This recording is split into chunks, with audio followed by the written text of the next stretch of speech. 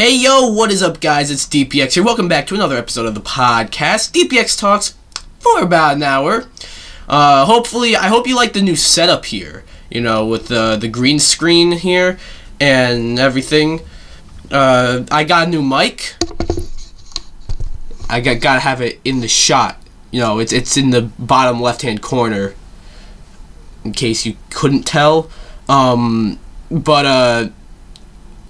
think, yeah, I don't know. The first episode of the year of 2021, and I'm gonna say first episode of the decade. 2020 did not happen, despite the fact that I got at least one episode a month last year.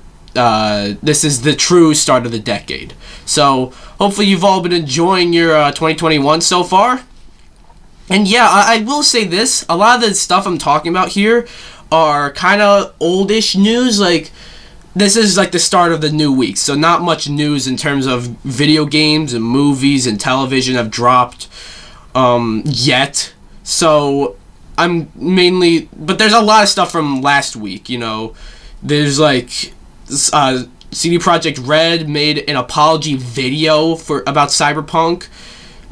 EA lost the license to making Star Wars games. Captain America, Chris Evans, he's coming back as Captain America. Deadpool, rated R MCU film in the works. So all that and more. So we got a lot to talk about today. So we're gonna start off with the smaller topics, some stuff that aren't worth their own segments, but should talk about them. Movie delays, of course. There's always movie delays. Now it seems a bit early to start delaying movies, but they delayed Morbius, I think, till October or something. So, I guess because it was supposed to come out in March. It was originally last year, it was supposed to come out in July, and then they delayed it to March of this year. But I don't think March. The world's probably still gonna be on at least slight fire on March. All right. So, I think it makes sense to delay it to October. I don't know if it makes sense to delay it all the way there, but it does make sense to delay it. Alright, so, yeah, and, some other topics.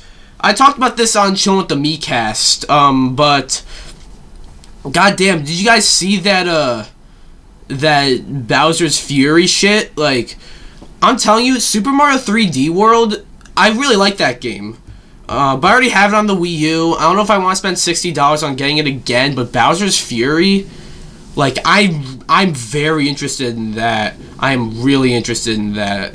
I would have, if I wanted to play Bowser's Fury, I'd still have to play through all of 3D World, which is, I wouldn't mind playing through that again. It's just, would I spend $60 on that game again? I don't know. But I'm telling you, Bowser, nah, Bowser's not fucking around now. Because, you think you got Giga Bowser? You think that's scary? Nah, bitch, you haven't seen, what would this Bowser be called? Fury Bowser? That's what I'm gonna refer to him as. Fury Bowser is nah, bitch, look at me. And you see in the trailer, you got Mario and Bowser Jr. all scared. Bowser Jr. What if you play as Bowser Jr.? That's something that I don't think I've heard too many people mention, but playing as Bowser Jr. is a possibility just by that. So that's interesting. And also Super Saiyan Cat Mario, what is this? I feel like I have to play this. I might get this. Super Saiyan Cat Mario and Fury Bowser. Come on.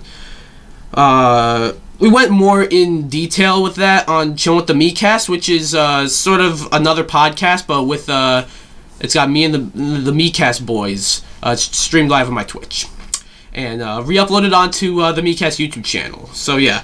Anyways, in some other news, this is also something that we talked about for a bit, but the Bethesda are working on a new Indiana Jones Indiana Jones game. And I think Machine Games, I think, are doing it. I don't know what they've done before, but I think that's interesting. They didn't show any gameplay. They didn't even show like a cinematic. They just showed basically a desk with like a whip and a hat and that stuff. But yeah, they didn't show like the game at all in any way. Again, they didn't even show a cinematic. But in Indiana Jones game, that's interesting. You know, you see, you have like Lucasfilms. Yeah, they got properties. You see a bunch of Star Wars games. You don't see too many Indiana Jones games. And while I don't think Indiana Jones is as expansive as Star Wars is, you could make a good Indiana Jones game. There's one on the NES, I know. There's one on the SNES. I don't know if... I feel like there might be more than one on either the NES or SNES. I feel like there's one, like... on like the Atari or something. I'm not entirely sure. Don't quote me on that one.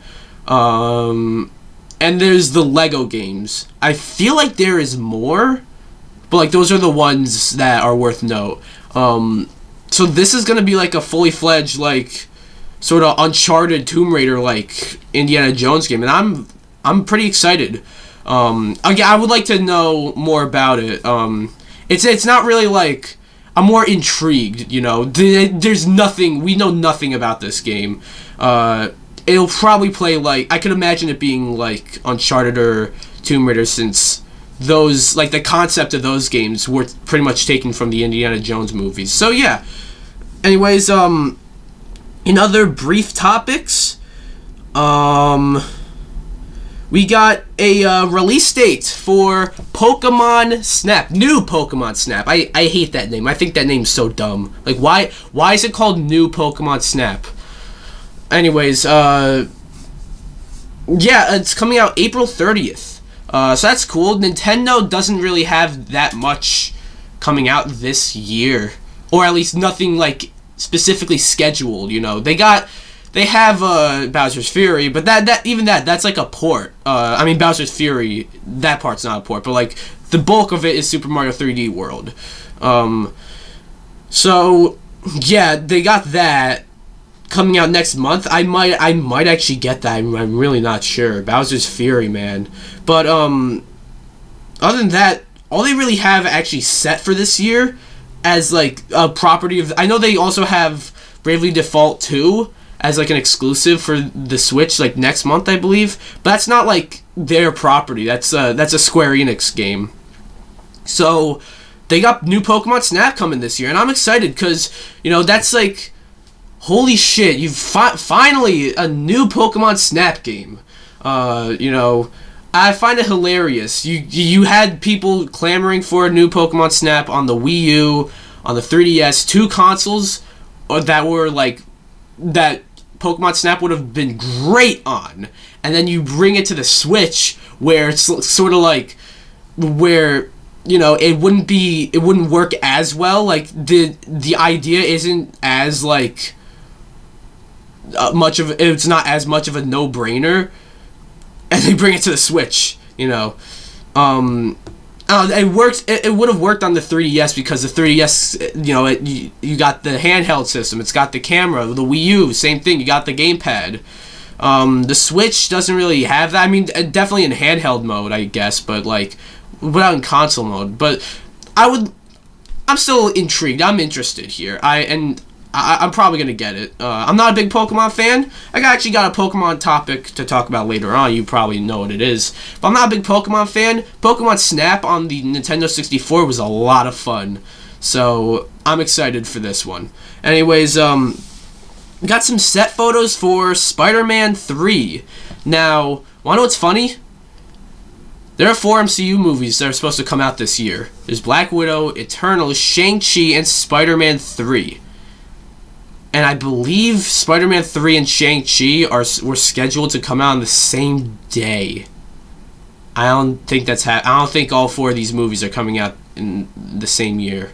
But I was thinking like Spider-Man would be the one moved, but actually I don't know. I think Shang-Chi is gonna be the one moved. But there's not a whole lot to say about these set photos for Spider-Man 3. I mean, they look cool. But yeah, we saw that one with Spider-Man in that blue room with the face mask on. Like, that's been flying around for quite a bit. But I mean, I guess, you know, it looks cool. Spider-Man, you know, I really like Spider-Man Homecoming. I really liked Far From Home. I do kind of wish they went with just a normal Spider-Man story as opposed to this whole, like, multiverse, like, all the other Spider-Man, Spider-Verse coming. But I'm excited here. This is, like, we can't have Avengers, you know, we can't have the big Avengers crossover, but we could have this. So, like, I feel like this is almost the next best thing to a new, like, version of Avengers Infinity War. Come to think about that, and in that sense, it might be the movie I'm looking forward to the most this year. But then again, I haven't really thought about it that much. I kind of just realized that now. But I haven't thought about that much because, let's be real, any movie that's supposed to come out this year, we have no idea. So I'm not even counting on this one coming out this year. I think it's more likely than. I don't know if it was supposed to come out the same day as Eternals or Shang-Chi, whichever one it was scheduled to come out on the same day as. I don't think the other one is coming out this year. But who knows? But these set photos look pretty cool. So yeah, and speaking of set photos, we also got Mortal Kombat set photos. And yeah, this is excuse me, but this is a movie that has been, you know, I remember back when I started playing, when Mortal Kombat 11 came out, they announced, like, this movie, and I really wanted to know where it was going. Or I don't think they announced it back then, but that's when I first found out about it. That's when I started hearing stuff about it, and I wanted to know more about it. And, you know, the set photos look cool. You know, you got Kano, who looks interesting, and you got Raiden. It looks cool. I don't know what to say about it, really. There's not a whole lot here. But it's just interesting to see this. Yeah, set photos. This Mortal Kombat movie, I'm excited for it. I'm telling you right now, I will see this movie. Like, even if it's not a movie I'd go to the theaters and see, like, at least it's on HBO Max, but this might even be a movie I want to see in the theaters. I don't know if theaters are open near me. It's been a while since I needed to go to the theaters, you know.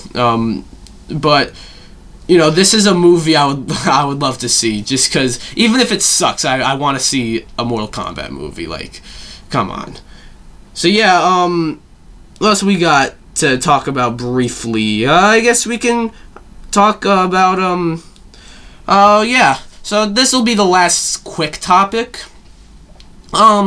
So very recently, a few days ago, the first 2 episodes of the new MCU Disney Plus show. I think the first ever. I mean, obviously the first ever Disney Plus MCU show, but also I think the first MCU show, WandaVision, have dropped, and I haven't given my thoughts because I don't want to review each episode individually. You know, I did that with Mandalorian Season 1. I did that with Rick and Morty Season 4, the first half. And I realized I didn't like that. It kind of felt more of an obligation to watch each episode. Being, you know, like, okay, now I'm going to review these every time. And I feel like it's much better to just wait and then review the whole season after it's all done. That was when I first started making reviews for shows. So WandaVision, you're gonna hear, if you want my full review, if you want a review, I'm not reviewing these first 2 episodes, but I will make a review of the whole season when that's done. But I guess I'll give my thoughts on the first 2 episodes, as we're here on this podcast. I don't think it's, like, spectacular or anything. Like, I remember The Mandalorian, when that first started, I was like, god damn, that was actually really, really good, and I want to see more. WandaVision, it's pretty good, but you see, if you're looking for, like, an MCU show that captures, like, all the thrilling action and stuff from the movies, you are going to be disappointed. However, if you're expecting something very different, and I mean very different, like something that the MCU has like never done before, you're in the right place. And excuse me, but sorry, I woke up not too long ago, so my throat's a bit fucked up. But yeah, I feel like WandaVision's a show that is like unlike anything the MCU has ever done before. Like, first off, you start off in this like black and white, 4:3 aspect ratio, and it's like put together like a sitcom. It's a sitcom pretty much, the first 2 episodes. But then, without giving spoilers away, something happens at the end, which I think might change the tone for the rest of the season, honestly. And I also find it kind of interesting how they dropped the first 2 episodes. I think there's gonna be 8 episodes, but if that's the case, like, you kind of dropped the first 2 episodes, and now, we have 6 more episodes to look forward to as opposed to 8. 6 more episodes as opposed to 7. And I know that's not that big of a deal, but like, people were talking about The Mandalorian for quite a bit, because every week there was a new episode. For 8 weeks there's a new episode. I don't know, I guess, actually, the more I think about it, it doesn't matter really. But yeah, I like how, I don't want to give spoilers here, but I absolutely am interested to see what else is next for this, where it goes, and it is kind of funny. I gotta say, it's pretty funny. Yeah, what do you guys think about WandaVision though? All right. So that was the brief topics. Now let's talk about some bigger topics. We're gonna go into video games, and EA. They had the license to Star Wars games. They had a 10-year deal, and they made 4 games. Star Wars Battlefront 1, which was a disappointment to many. Star Wars Battlefront 2, which was also a disappointment to many, and also caused a bunch of legal trouble and shit. A bunch of the government had to get involved. Star Wars Jedi Fallen Order, which was fantastic, and Star Wars Squadrons, which I have not played, but the people who have played it, I've heard, even the ones that seem to like it, seem to have forgotten about it. So a 10-year deal. There's been 4 games. Disney, who gave them the license, was sort of like, really? I mean, it started in 2020. No, it started in 2013. The deal started in 2013, which means it wasn't gonna end till 2023. But even then, Disney's like, really, it's been, what, 7 years? Or 8 years? I mean, it's the start of the 8th year in their, in the agreement. But really, 7-8 years, you've only come out with 4 games, one of which caused a bunch of bad PR. So Disney just decided, you know what, anyone can make a Star Wars game, anyone, and yeah, we're getting new Star Wars games. Now, frankly, I don't think we're gonna get there was an announcement of a brand new Star Wars open world Star Wars game, developed by Massive. I think, correct me if I'm wrong, but I think they might be a new studio, but they're a part of Ubisoft, making an open world Star Wars game. And I think that is very interesting. Many have tried to make an open world Star Wars game and failed, not because they sucked, but because they never came out. Do understand though, this is Ubisoft. They made open world games like Assassin's Creed Valhalla or Watch Dogs Legion. I know other Assassin's Creed. I know Odyssey is an open world. I think it's I haven't played Odyssey, but I think it's an open world game, and I've heard great things about that game. I've heard Origins, Valhalla, I've heard mixed things about. Odyssey, I've heard mostly great things about. So, but and Watch Dogs Legion, yeah, I've heard a lot of bad shit about that one. But the Ubisoft, you know, I'm interested to see what Massive does, and also, you know, we're getting Lucasfilm games. You know, I guess we can have LucasArts. I guess LucasArts, they're not a thing anymore. They're kind of defected. So Lucasfilm Games, I guess, is a thing.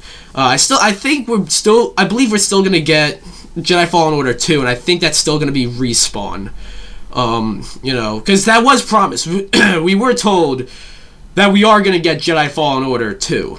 Like, I don't even know if that needs a sequel. I mean, the ending is sort of builds up to a sequel. That, like, yeah, but the game is great. I don't think it needs a sequel, but who knows? It is gonna get a sequel. It might get canceled. That'll be another Star Wars game canceled. Whoop-de-doo. But yeah. But I think, you know, here's the thing. EA, I don't think they knew how to handle Star Wars. They really didn't. Like, they obviously they tried to make it into their own money-making machine. They tried to, not because, like, they tried to milk it, but, like, microtransactions. Like, let's be real, microtransactions were a thing and a problem before Star Wars Battlefront 2. Once Star Wars Battlefront 2, they became, like, the biggest, like, the biggest turnoff for any game. Like, basically, does this game have microtransactions? Yeah? Alright, I'm not getting it. That's basically, like, what they did. So, yeah, when you look at games that are pay to win, aside from mobile games, of course, the one that people look at the most is vanilla Star Wars Battlefront. I gotta say the new Star Wars Battlefront 2 is definitely better, but vanilla Star Wars Battlefront 2 is what you look at when people say, like, you know, pay to win. Yeah, again, Massive. I'm gonna look up their like what they've made. I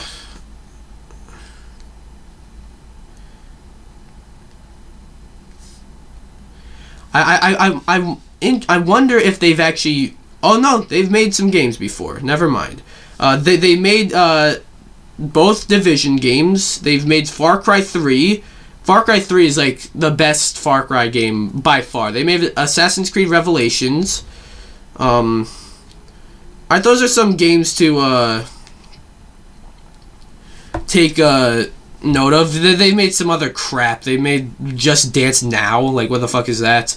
And they made a bunch of expansions and DLCs for Division, which popped up when I searched up games that they made for some reason.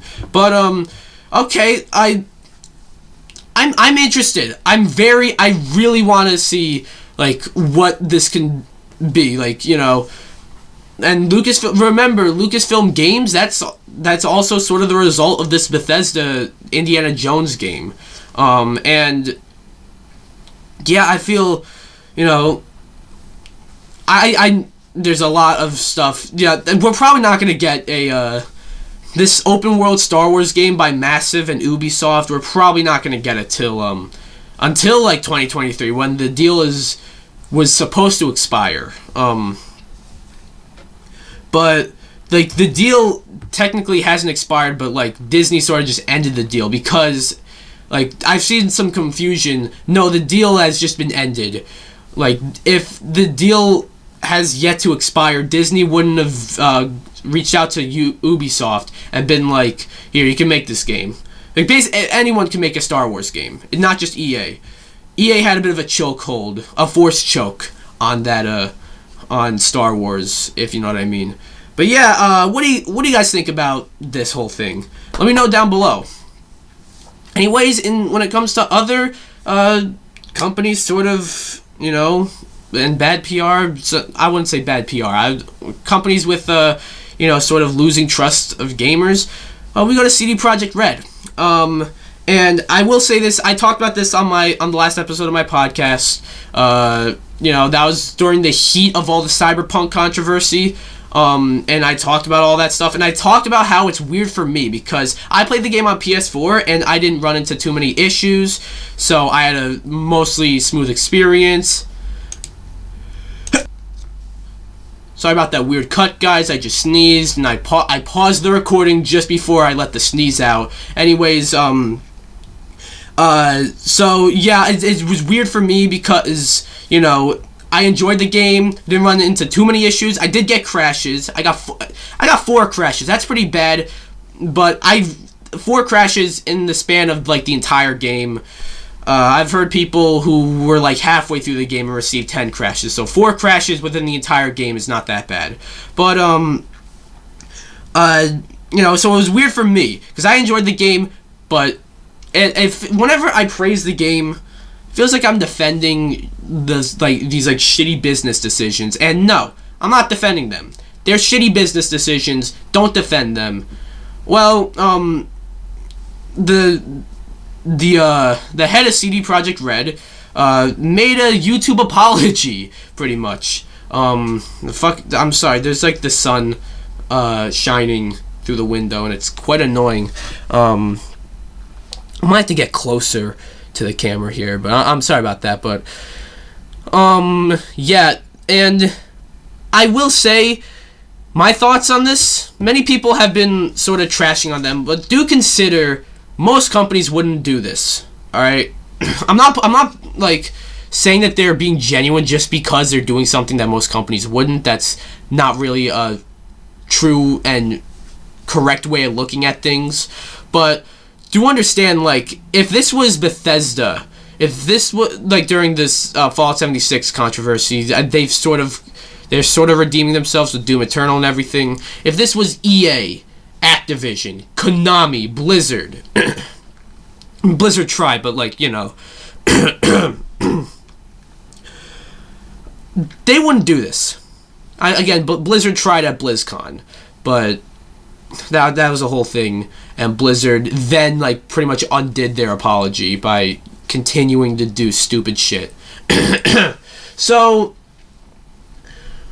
I don't think CD Projekt Red are the devils. I don't think it's fair to put CD Projekt Red up with those people, and people are saying that they're looking for excuses. I hope you watch. Did you actually watch the video? Of course, there's a huge investigation, and it shows what actually there's some faults with that apology. But I don't remember his name. But the guy in the video, he took responsibility. He's not looking for excuses. He said to not put the blame on the developers. He basically said, we put out a game that was unfinished on consoles. He said he was proud. He said that CD Projekt Red were proud of the PC version, and that got some people confused. Do understand the PC version, while not the best for everyone, that is the one that did get good reviews, and I get the review process was quite shit, but that is the game, that is the version of the game that is probably the preferable way to play it. All right, so I think what was I saying now? No, he took responsibility. He admits that that they were wrong. They should have put more time into the PS4 and Xbox One versions. And yeah, I don't see him people saying they're coming up with excuses or begging for forgiveness. I don't see it. I really don't see it. Now, maybe begging for forgiveness. They didn't have to make this apology. But they made a bunch of apologies already, and it's sort of becoming a meme. The the yellow note with the black cybernetic font, words. That's become a meme, just that, like, we are sorry, like, but they actually made a video. They stopped putting out little posts, and they made a video, and I believe him, the guy in the video. I don't remember his name, but I believe him.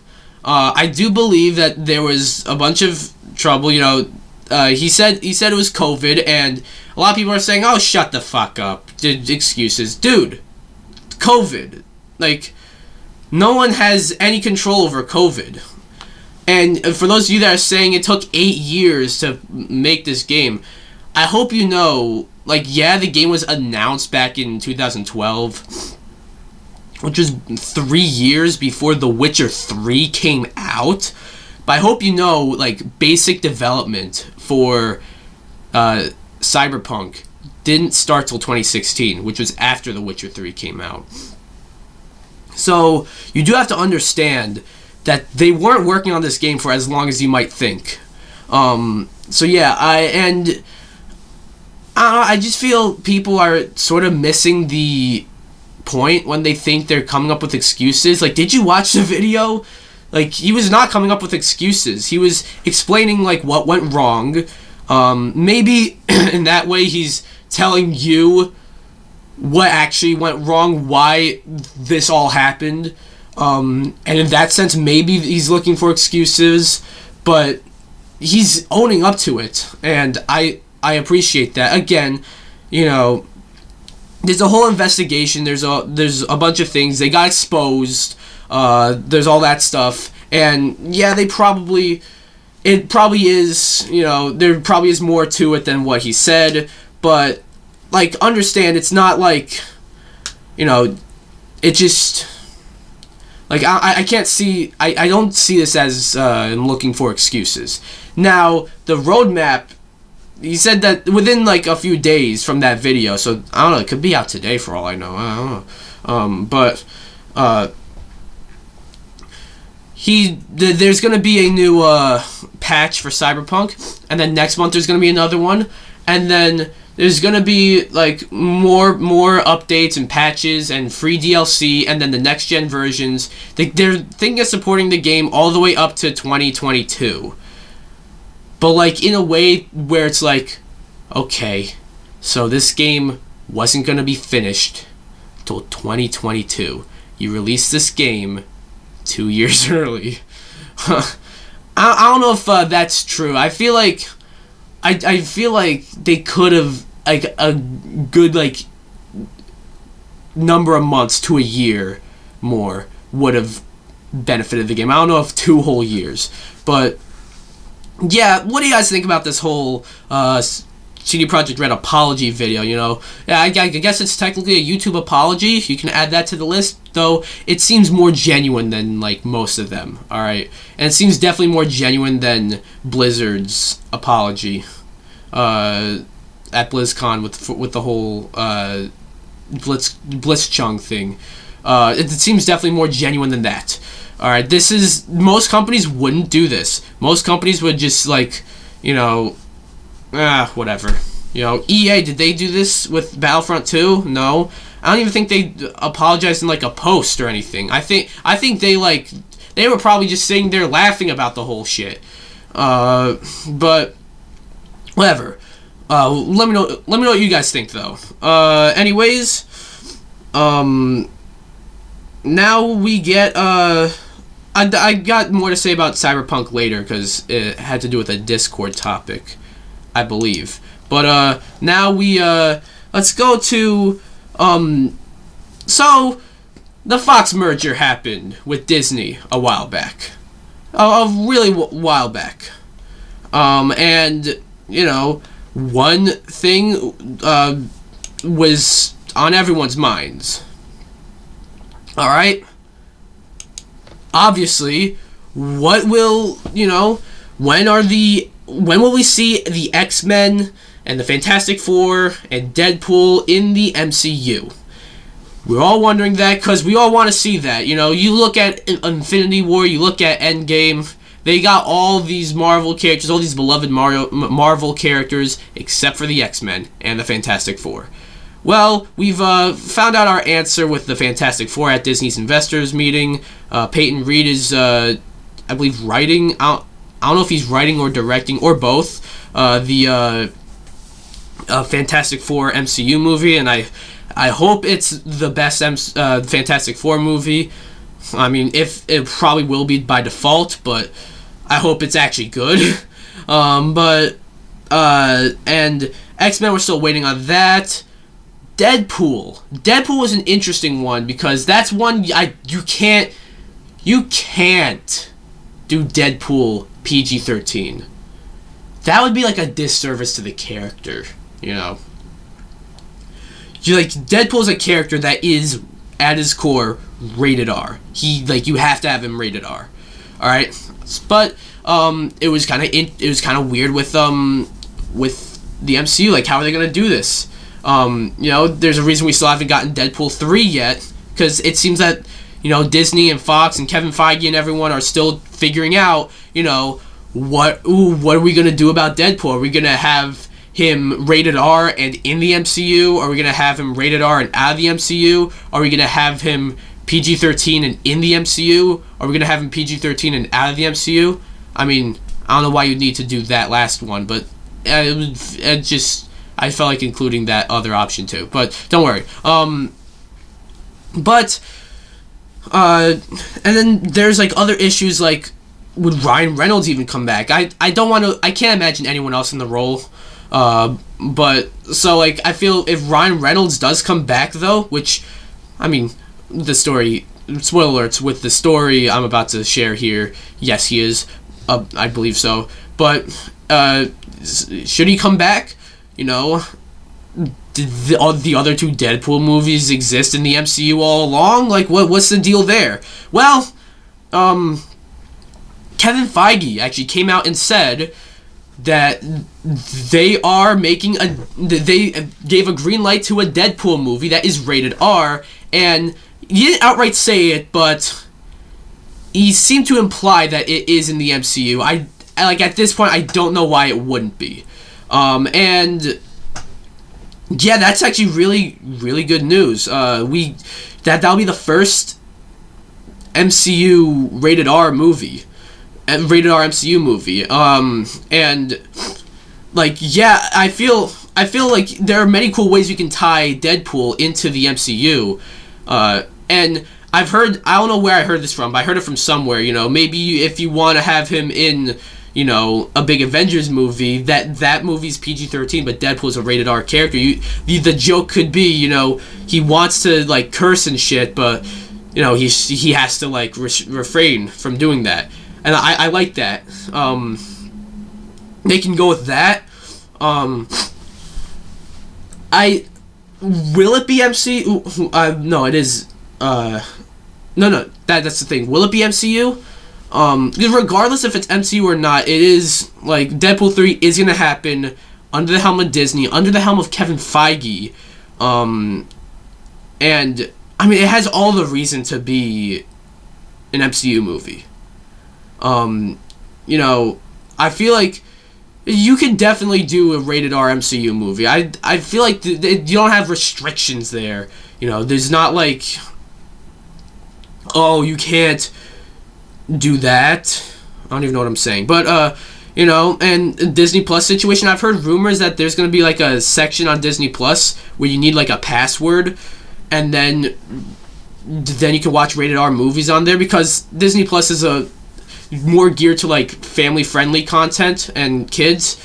So obviously, you know, kids shouldn't just turn on Deadpool. But I think those rumors were sort of debunked once like it was announced that Hulu wasn't folding into Disney Plus, so they can just put it on Hulu. It's very interesting to see what just first of all a rated R Deadpool. Well, obviously, I mean like a rated R MCU movie would be like, and just Deadpool in the MCU. Imagine Deadpool PG-13. I feel like just that wouldn't be right. I feel like you just can't do that, really. So I think it's good that they're doing this. An MCU movie, I hope it's in the MCU. It should be. It probably will be. You know, all the hints are pointing towards it being in the MCU. But yeah, we'll just have to wait and see. Anyways, yeah, Ryan Reynolds is supposed to be coming back. That's a good thing. You know, I feel like he was born to play this role. I think this might be his like most popular role, and how could it not be? You know, this turned Deadpool. He helped turn Deadpool into like a pop culture icon, really. So I feel you gotta have you gotta keep Ryan Reynolds as Deadpool. You just have to. It makes total sense. You know, I really can't imagine anyone else in the role. In fact, if you could imagine anyone else in the role of Deadpool, let me know, please. I want to hear what you think, because I can't imagine anyone else aside from Ryan Reynolds as Deadpool. So yeah, that is that. Now, some more MCU news. Yep. We get, you know, some stuff. What am I saying? Back in Avengers Endgame, there was a send-off to two very prominent characters within the MCU. Iron Man, with the snap and the sacrifice that was built up for 11 years, and Captain America, who went back in time to finally go on that date with Peggy Carter, and came back during like present day, like looking like he's 100 years old. And that was a nice send off for Captain America. And well, it didn't take long at all, because Steve Rogers. Chris Evans is reportedly coming back as Steve Rogers as Captain America. Now, that's big news. You know, this is happening already. It's been 2 years, more like a year and a half, I'd say, but 2019 was 2 years ago. That was when Endgame came out, but like, if you want to be exact, it's been more of a year and a half. So, yeah, like, that's crazy, and I don't think we're getting a Captain America 4. I honestly don't think we're going to get Captain America to play a big role in anything. I don't think so. I think he's going to make an appearance in something. You know, he could make an appearance in WandaVision, but actually, no, they already shot all those episodes. He can make an appearance in Falcon and the Winter Soldier, although, similar deal with that, they wrote all that and everything. He can make an appearance in Loki. I think, maybe. You know, he can make an appearance in maybe Doctor Strange, maybe in Thor, maybe in Fantastic Four for all we know. Though those are like new characters. I would like to see them get the spotlight, not Cap. But this is good, but also I don't know, like, I liked the send-off he got in Endgame, and I don't know if he should come back. You know, people say, okay, I hope one day, you know, Robert Downey Jr. reprises his role as Tony Stark and comes back in the MCU. I really don't want that to happen, because, like, he had the perfect send-off. Like, I don't want to... he had such a good send-off, I don't want to see him come back. I don't want to see Iron Man in the MCU anymore, because that was such a good send-off. Same with Captain America. That was such a good send-off. I don't want Captain America in the MCU anymore, because he was sent off. He had a send-off telling us he's not in it anymore, and it was done very well. So we don't need him, and you gotta build up like the more new generation of superheroes. You know, I was thinking Black Panther, but with the whole Chadwick Boseman thing, you know, they're not recasting T'Challa, which is interesting. So I don't know what's going on there, but like, your Ant-Mans, your Captain Marvels, your Doctor Stranges, your Spider-Mans, you know, that's like your new generation of MCU heroes. That's your new, like, sort of big four, I feel.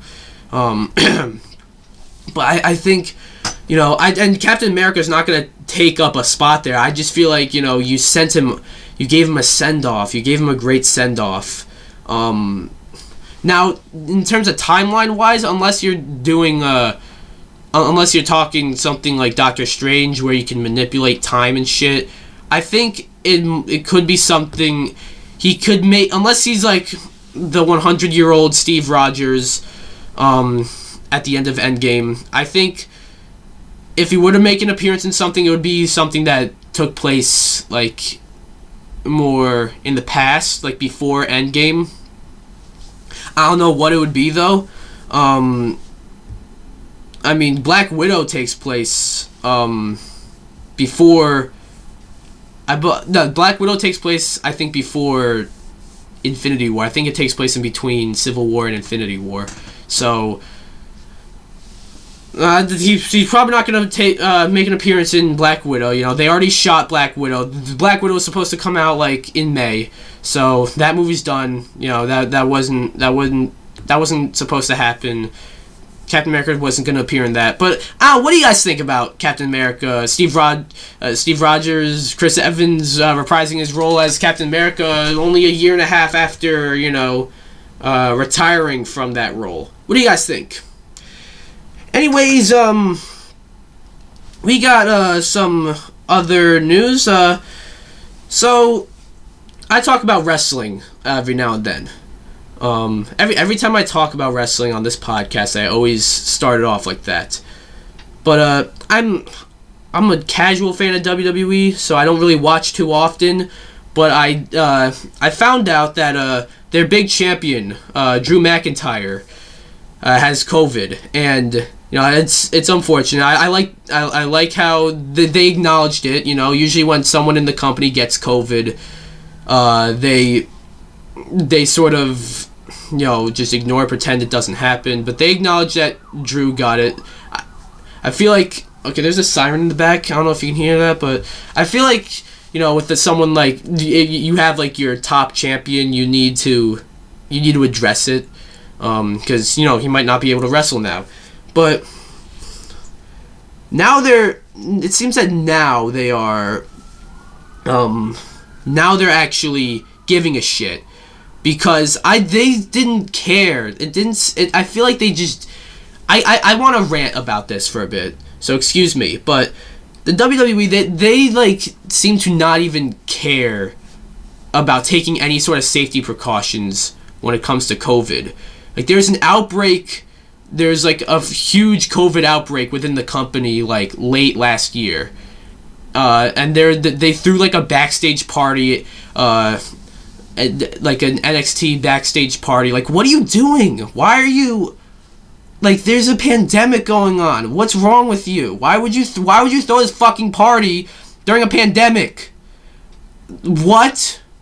And you know, obviously it's tough when you have people literally like on top of each other in the ring. You know, people literally punching each other. But you know, so like you got that. You don't need. You should when they're not in the ring, when they're not performing, whether it be backstage delivering a promo or like a backstage brawl segment, whatever. You gotta like. You have to. You should not keep them together. Like you shouldn't keep them on top of each other like that. You know, you should. They shouldn't be doing that. You shouldn't be throwing a fucking party. I know that's like old news, but like also you look at. A few months ago, The Undertaker's final farewell, which I thought was really good. You know, there was no crowd, which sort of did kind of hurt it, but they had no control over that. But had there been a crowd, Undertaker wouldn't have been able to say a word, and like those are like the best retirement segments when, you know, everyone's just cheering, saying thank you.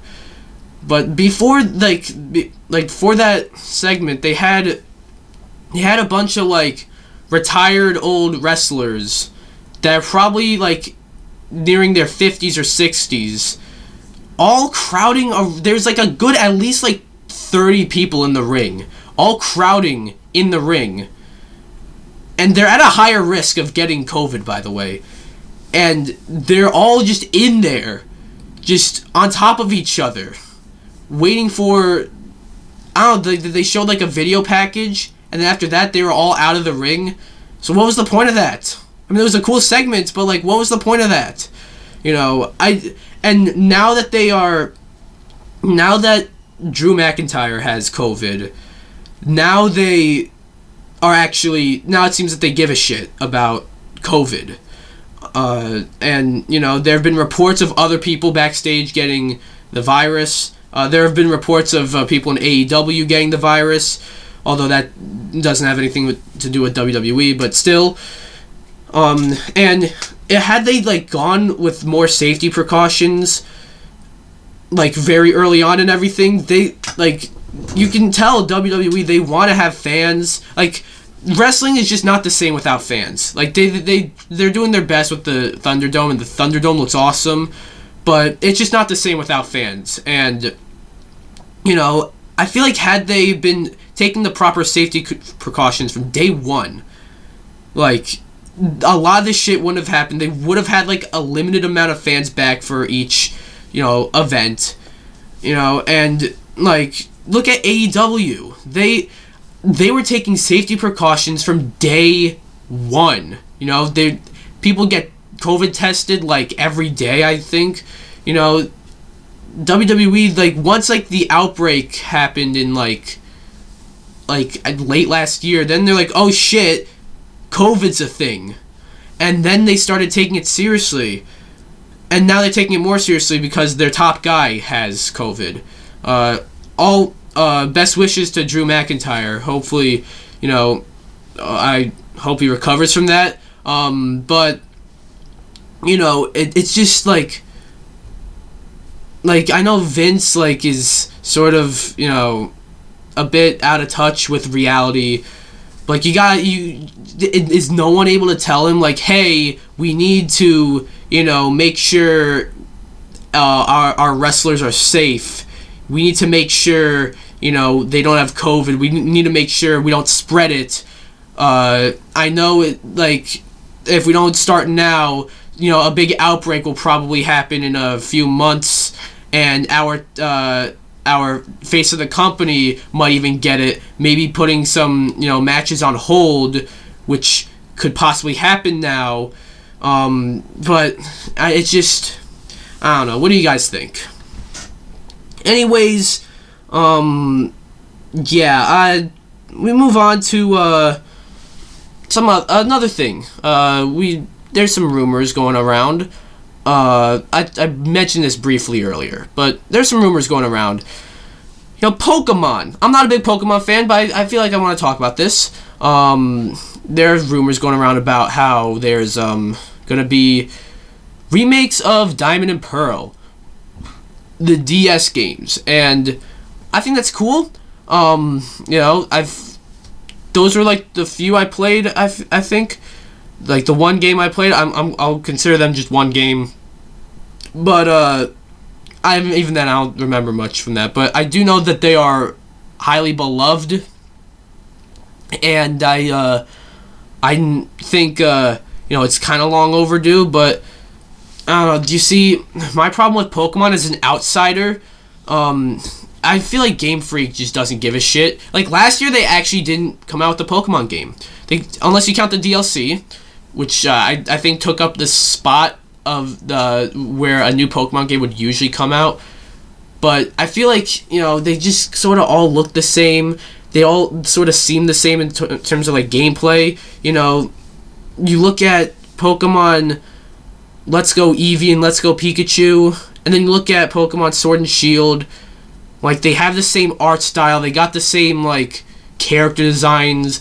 They look the exact same, They look like they literally look they are the exact same. Just, yeah, they just look like they're the same game. If I didn't know any better, I probably would have thought that Pokemon Sword and Shield was just, later on in Let's Go Eevee and Pikachu, and it just doesn't seem like they give much of a shit. I would love to see, I'm interested in seeing maybe what if like they had Square Enix make a Pokemon game and throw in like RPG elements from like Final Fantasy, or what if they made Atlas making a Pokemon game and throw in RPG mechanics from like Persona. Like I want to see how another company would make a Pokemon game, not Game Freak. But that's not gonna happen. Like Game Freak, let's be real. Can you name me anything that they haven't? Can you name me anything they made that isn't Pokemon? Anything? What, Little Town Hero? You're only mentioning that because it was that one game announced at on a Nintendo Direct as Town, and was announced as a game from Game Freak. Okay, but like, have you played that game? Probably not. I haven't either. No one has. Yeah, I don't think, I think this is cool that they're doing this. Definitely, I feel like, I feel like a Pokemon Diamond and Pearl, like, that's like one of the best Pokemon games. Those are the ones I hear people like the most. Or like, one of the most, But I think, I feel like Game Freak needs to put more effort. Maybe change the art style. The art style for Sword and Shield and Let's Go, they're the same thing, and they're also very boring and bland. And it's just like, it almost looks like Pokemon Go. It looks like Pokemon Go, honestly. When they first revealed Pokemon Let's Go Pikachu and Let's Go Eevee, I honestly thought that was just a console version of Pokemon Go. Because, I mean, like, first of all, you're calling it Let's Go, alright? Let's Go Pikachu and Let's Go Eevee. You're calling it that, first of all, okay? That's one thing. After the huge sensation that was Pokemon Go, which brought even non-Pokemon fans into Pokemon. And, like, what do you think is going to happen? Was that like a marketing tactic to get people to buy it? Because it's like, oh, look, it's like Pokemon Go. I feel like you trick people into thinking that game is almost like a console version of Pokemon Go. That's what I, like, before seeing how the game was like, when I remember they leaked the titles, like, and I thought it was just a console, it was pretty much a console port of Pokemon Go. And, it's just, I feel it, I think they should put more effort, and Pokemon Sword and Shield released, like, unfinished and shit. They didn't come out with the national decks. Not all Pokemon were in the game at launch, and then they charged you a DLC. I hope if they make Diamond and Pearl, I hope they don't do stupid shit like that, or else, like, Pokemon, I made a list back a while back, top 10 game franchises that need help. They aren't franchises that need to die. They're franchises that, are about to die, but, they need help. Pokemon's one of those franchises. If Game Freak can make a good Pokemon game, then they can make a good Pokemon game. But if they just do another essential reskin of Let's Go, then I don't know, man. What do you guys think, though? Anyways, we got a Discord topic. If you want to if you want to be a part of this and enter in the Discord topic, let me know. It's user decided, and if you want to be a part of that, you want to. There's the MeCast Discord server is down below. A link to that is down below. whether you're on the YouTube version or the audio version on SoundCloud. It's down below regardless. And yeah, and if you want to, it basically, I ask a question. I say, which of these 3 options would you like me to talk about? And I give 3 options. You guys pick which one you want me to talk about. And the 3 options are, God damn, this sun is annoying. But the 3 options are, when should you refuse to support a company? What can the controversy of Cyberpunk teach us? And the issue with games as a service. The winner was, what can the controversy of Cyberpunk teach us? I'm gonna have to do this. The sun's bothering me.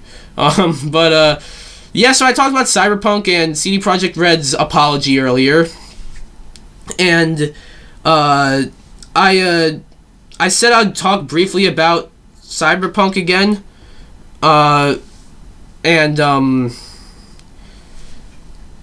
Yeah, I have to go closer now. Hopefully I'm not like right on top of the mic and making it ear rapey. Actually, give me a second. Alright, so I tried blocking the sun, so it's not in my face, and I kind of forgot what I was saying. So I think we'll just restart. Yeah, I talked about CD Projekt Red and their apology earlier, and I said I'd briefly talk about Cyberpunk again, because this was the winner of the Discord topic. And I feel like this, what can the controversy, just the backlash from releasing Cyberpunk, teach us? A lot. There's a lot it can teach us, There's, maybe don't pre-order games based on hype. It can teach companies to not, release games unfinished. It can teach us to, maybe, when you see a demo at E3, temper your expectations. Even good games that have great demos at E3, even good games that have demos at E3, the demo's a lot better. Like, you look at Spiderman, there's a bunch of, on PS4, there's a bunch of controversy around release because, the footage shown at E3 looked a lot better than the footage, than, the actual release footage. Dude, demos at E3 always look better than the game's final product. I hope you know. You know what I mean. So I feel like the message to take from this is also, don't pre-order a game based on hype. Obviously, I'm not saying to not pre-order games. There are some people against doing that. I do it, not because, I think I prefer to pre-order them. It's sort of just, I pre-order games just, if I want to get a game that's coming out, I just pre-order it, so I get it, because if I don't pre-order a game, I usually just never get around to getting it. So yeah, I just pre-order games. I didn't pre-order a lot of people pre-ordered Cyberpunk a good 8 months before it came out. I didn't do that. I pre-ordered it a week before it came out, as I do with most games that I pre-order. And the whole unfinished thing with the game being unfinished, yeah, that's definitely something that you can teach companies like EA, Activision, Bethesda, to not release an unfinished game. Look at 343 and Halo Infinite.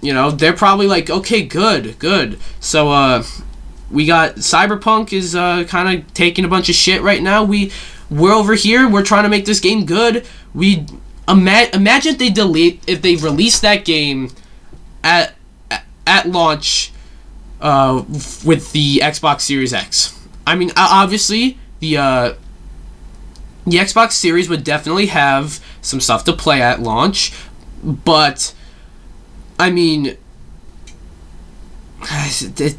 what's more important, having a game at launch to play on your new console, or having that game that you're playing at launch be good?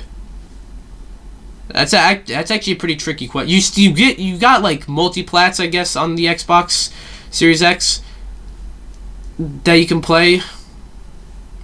I don't know. Well, whatever. I sort of shifted the conversation, but I mean, look, Cyberpunk got removed from the PlayStation Store because PlayStation, they got a strict refund policy, and they're getting a bunch of refund requests. They're thinking either they had to change their refund policy, or they had to acknowledge this game isn't that good, it's not up to snuff, we have to remove it. So they removed it, and now companies should know, don't release a game unfinished, or else, like what happened with Cyberpunk, I feel like was sort of unprecedented. I haven't seen like a console game like that get so many requests for refunds and then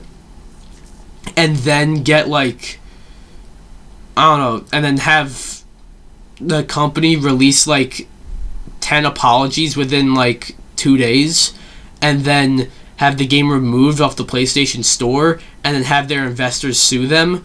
Like, I don't think that's ever happened before. So hopefully this doesn't happen again. And it sucks at Cyberpunk because at its core, I do think it's actually a pretty good game. I'd say even a really good game at its core. Like if you can get past the bugs, which I, crazy enough, was able to do so. At its core, it's a good game. So it sucks that it had to be this one, but it is at the same time tough love to CD Projekt Red. They shouldn't have released this. It is still unfinished. Whether I enjoyed it or not, it is still unfinished. They should have definitely polished it up. I wouldn't. They say it's done. They can have it be done by February. They should have released it in February. That would have been a good game to look forward to in the beginning of the year. But oh well. I hope everyone can learn something from this, and I hope even CD Projekt Red could. So yeah. Anyways, we got one more topic. Let's see. We got I want to talk about this for a bit. Maybe it's an excuse for me to talk about Cobra Kai here, but whatever, So Cobra Kai, I've kind of fallen in love with the series. I'm not gonna lie. It's a direct sequel. It's a series that's a direct sequel to the first Karate Kid, but also, I mean, I don't even think you need to watch the Karate Kid movies to understand this movie. I mean, I've watched some of them. I haven't watched all of them, but I still enjoyed this one a lot. It fills you in on everything you need to know, so you really don't need to watch the original movies. I feel like you could just watch this, and it's a hell of a lot of fun. Season 3 recently came out, made a review, and now Season 4 details have come out, and I want to talk about this. So Season 4, there's a bunch of stuff going on. I'll be giving spoilers for Season 3, by the way, so if you don't want to know, you can click off. Thanks for watching. This is the last topic, so yeah, you can click off if you don't want to know spoilers for Season 3. But, alright, have you clicked off? Thanks for watching, thanks for listening. Have you clicked off yet? Alright, good. So, Season 3 ends with Daniel and Johnny teaming up to take on Kreese's Cobra Kai, and it goes from there. Before that scene with Daniel and Johnny teaming up, you see Kreese making a phone call to an old friend from the Vietnam War, and it's most likely Terry Silver. So Terry Silver's probably going to come back in this in Season 4. I feel he was, let's be real, he was probably the best part of Karate Kid 3. And Thomas Ian Griffith reprising the role. Correct me if I'm wrong, but I think I'm actually gonna go fact check this. I think Thomas Ian Griffith is retired correct me if I'm wrong. All right. I'm gonna go fact check this right now. Yes, he indeed is retired. He retired like over a decade ago. So like, it seems that he could be coming out of retirement to play Terry Silver, which I think that was his first acting role in any movie. So that's actually pretty cool. The only thing is, I've heard people say, you know, in the flashbacks they didn't like de-age that's not Thomas Ian Griffith who's playing young Terry Silver. They picked another actor. They didn't bring him back to de-age him. But I hope you know they didn't de-age Martin Cove to play young Kreese. That's a different actor for him too. So that's bullshit. That point. And some details when it comes to the shooting of the show. I believe the season's supposed to start shooting this month and supposed to end shooting in like April. So if I were to wager when it's gonna come out, you know, most shows they don't have 2 seasons come out in the same year.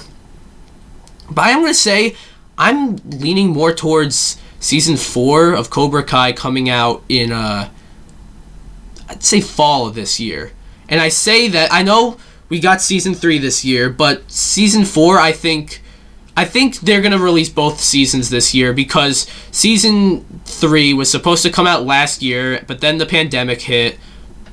And then, like, I believe they had it all shot and everything, but the pandemic hit. They could have still dropped it, but there's also the YouTube to Netflix move. And, you know, for a while, they were trying to find, like, a new platform to put this on, because, YouTube Red just wasn't really... Like, a show like Cobra Kai, a show like that's this good, if you put it on fucking YouTube, like... I mean, I'm not the biggest fan of Karate Kid, but I've heard people that are, and said, like, this was a horrible idea. You know, and people, like, started watching them almost, like, ironically. Or intended to watch it ironically, but then, like, wow, this was actually really good. And I thought it was a really bad idea at first. And especially YouTube Red, like, all this stuff I saw on there at the time was sort of just like, what is this? Like, what's this, like, Logan Paul show? What was that called? The Thinning? What the fuck was that? Like, you got, like, that type of shows, and then we see, like, a full-on, like, you see Cobra Kai, which is, like, a direct sequel to the Karate Kid. So that's like a big jump from, like, a Logan Paul show to a Karate Kid show. But yeah, but back to, you know, it took a bit to move from YouTube to Netflix. They were trying to find a home. They found Netflix. It got to Netflix. You know, the first 2 seasons back in August were on Netflix, and you know, many people got to watch it. I didn't watch it. I wanted to. I just never got around to doing it. So then the 3rd season dropped, like, on the 1st of January. All right.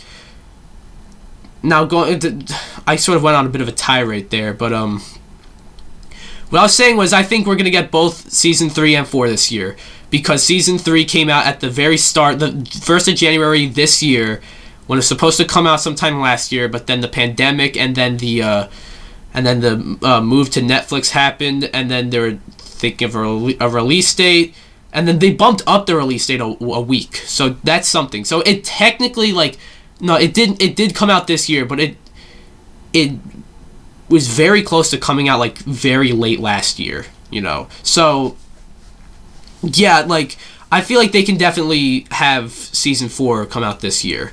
That'll be one of few scenarios where you release 2 seasons of the same show in the same year, and it makes total sense. Now, what do I think is going to happen in season 4? Now, I like thinking how, like, the seasons will end, you know. I remember back in like season 2 where they ended with the school brawl, and like once Miguel hit the railing, that sound, oh my god. I paused it before like before the episode is even done, before the like episode even left like the school area and show the characters in the hospital.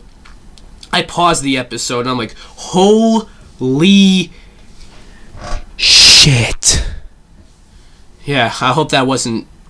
I can't tell if that was ear rape or if it just sounded like ASMR, but yeah, and so for a while throughout season 3, I was thinking, goddamn, how do you top a school brawl with a home invasion? The home invasion wasn't I think the home invasion was funny. You get like you have a home invasion of a giant mansion, or the home that's being invaded is a giant mansion, and a karate brawl breaks out with heavy metal Christmas music playing in the back. That's fucking hilarious, and it's also entertaining. And the heavy metal Christmas music slapped, by the way. Like, yeah, so that was good. How do you top that? I don't know if that even topped the school brawl in terms of like stakes. I don't know, but I mean, then again, they did break in and enter, but whatever. How do you top that though? Well, they're setting up the tournament. If Cobra Kai loses, he goes. If Johnny and Daniel lose, and then Kreese got cut off there, so we don't know. We that's another thing. We don't know what happens to Johnny and Daniel if they lose. I don't know if it's they go. I'm actually thinking if they lose, to increase the stakes here, if they lose, they join Kreese. You know, all their students join Kreese's Cobra Kai. But here's what I think is going to happen. The tournament finals will come down to Robbie and Miguel again. And Miguel is going to beat Robbie. And how Kreese started choking Johnny because he lost in the first Karate Kid, but this whole sequence was in the beginning of the second one, yeah. I think Kreese is going to do that to Robbie, and then Johnny's going to notice that, and he's going to save Robbie, and he's going to start fighting Kreese, and then a brawl's going to break out in like the stadium they're in. That's how you top a school brawl and then a home invasion. That's how you top that. You have the tournament and then a brawl in a stadium. Bada boom. That is if this season even ends with the tournament. They could possibly prolong that, honestly. And I heard that the writers are planning for 6 seasons, and they have a clear ending in mind. So I would assume that the ending is season 6. So this is definitely not the last season. Even if I wouldn't say it needs 6 seasons, but like if this was the last season, I feel like the reports that about season 4 would say like the final season, you know, and they don't. So yeah, and I feel season 5, I think it would. This show feels like a show that would benefit from like 5 seasons. I'm not sure about 6. Like say they finish off Kreese and everything with that at the end of season 4. I don't know what they're gonna do for season 5 and 6. Maybe Terry Silver is still around. Maybe the deal was Kreese goes if he loses, but they didn't say anything about Terry Silver. Maybe that's something. There's a lot of possibilities here. I'm stoked. I'm upset that I have to wait. You know, I was able to binge the first 3 seasons, so there's no wait involved there. But now I have to wait. So, yeah, what do you think's going to happen in season 4? And what do you think about the details that were revealed. Anyways, hopefully you enjoyed this episode of the DPX Talks for About an Hour podcast. It was the first episode of 2021. Yeah, I didn't mention the lack of a guest. I tried to get Gus on here again, but then again, I didn't have a whole lot to talk about. This was all sort of like news from like a week ago, and I don't know if you know, I should have him. If I should have any guest on here to talk about mostly stuff from a week ago, but I'll next month I'll make sure I get a guest on here. Anyways, hopefully you enjoyed this. If you're on SoundCloud, go over to my YouTube channel and subscribe. Link in the description. If you're on YouTube, go over to my SoundCloud and subscribe or follow this podcast. Link in the description. I don't even think you have to like listen to me on SoundCloud. I think you just have to follow me, and then like, bada boom, I'm like, you're helping me out. You know, the SoundCloud algorithm is different from the YouTube algorithm. Anyways, yeah, see you guys next month with another episode.